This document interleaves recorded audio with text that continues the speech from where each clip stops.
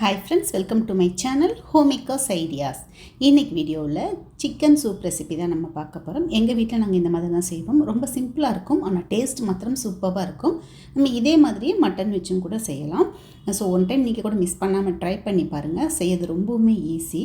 So இது எப்படி செய்யலாம், இதுக்கு என்னெல்லாம் தேவைப்படும் எல்லாம் பார்க்கலாம். நாட்டுக்கோழியில் சூப் செஞ்சோம்னா ரொம்ப டேஸ்ட்டாக இருக்கும். அதுவும் வந்து போன் இருக்கிற பீஸாக தான் நான் எடுத்திருக்கேன்.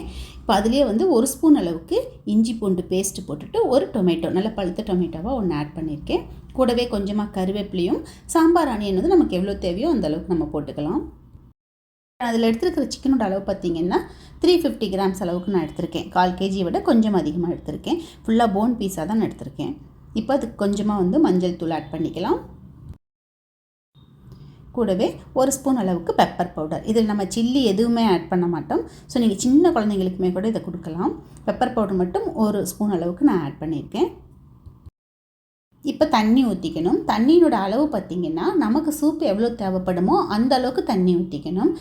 லாஸ்ட்டில் வந்து குறைஞ்சிச்சு அதனால் மறுபடியும் தண்ணி ஊற்றிக்கலாம் அப்படின்லாம் ஊற்றக்கூடாது, அப்போ டேஸ்ட்டு மாறிடும். ஸோ அதனால் இப்போயே நமக்கு எவ்வளோ சூப் தேவையோ அந்த அளவுக்கு தண்ணியை ஊற்றிட்டு நல்லா மிக்ஸ் பண்ணி விட்டுக்கணும். இப்போ வந்து கொஞ்சமாக வந்து சால்ட்டு போடுறேன், கல்லுப்பு தான் போடுறேன். அதுவும் ரொம்ப கொஞ்சமாக தான் போடுறேன். கடைசியில் வந்து நம்ம வேணுங்கிற அளவுக்கு சால்ட் ஆட் பண்ணிக்கலாம். லிட் போட்டு க்ளோஸ் பண்ணிவிட்டு ஒரு 4 விசில் மட்டும் விட்டு எடுத்துக்கலாம். இப்போ ஸ்டீம் ஃபுல்லாக போயிட்டுது. குக்கர் ஓப்பன் பண்ணி பார்க்கலாம். இது விசில் வரும்போதே அவ்வளோ ஸ்மெல் வரும், சூப்பினுடைய ஸ்மெல்லு ரொம்ப நல்லாயிருக்கும். இப்போ பாருங்கள், நல்லா எல்லாமே வெந்துட்டுது. நம்ம என்ன பண்ணணும்னா அந்த டொமேட்டோ ஆனியன் எல்லாமே வந்து ஸ்மாஷ் ஆகிற மாதிரி மிக்ஸ் பண்ணி விட்டுக்கணும். இது போல் நல்லா மிக்ஸ் பண்ணி விட்டதுக்கப்புறமே கொஞ்சமாக கொத்தமல்லி இலை போட்டுக்கலாம். இப்போ நாங்கள் வந்து இப்படியே தான் யூஸ் பண்ணிக்குவோம். சப்போஸ் உங்களுக்கு தேவைன்னா கொஞ்சமாக எண்ணெய் ஊற்றிட்டு ஒரு 1/4 ஸ்பூன் அளவுக்கு மட்டும் எண்ணெய் ஊற்றிட்டு கடுகும் கருவேப்பிலையும் போட்டு நல்லா ஃப்ரை ஆனதுக்கப்புறமேட்டுக்கு இதில் ஆட் பண்ணிக்கலாம். இப்போ நான் ஸ்டவ் ஆஃப் பண்ணிவிட்டேன்.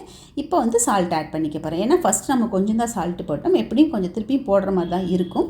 ஸோ அந்த சால்ட் இப்போ போட்டுட்டு கூடவே பெப்பர் பவுடரும் இன்னும் கொஞ்சம் ஆட் பண்ணிவிட்டு நல்லா மிக்ஸ் பண்ணி விட்டுக்கலாம். இந்த சிக்கன் சூப் மிஸ் பண்ணாமல் நீங்கள் கூட ஒன் டைம் ட்ரை பண்ணி பாருங்கள். இதே மெத்தட்லேயே மட்டன் சூப்பும் செய்யலாம், நண்டு இந்த மாதிரி கூட செய்யலாம்.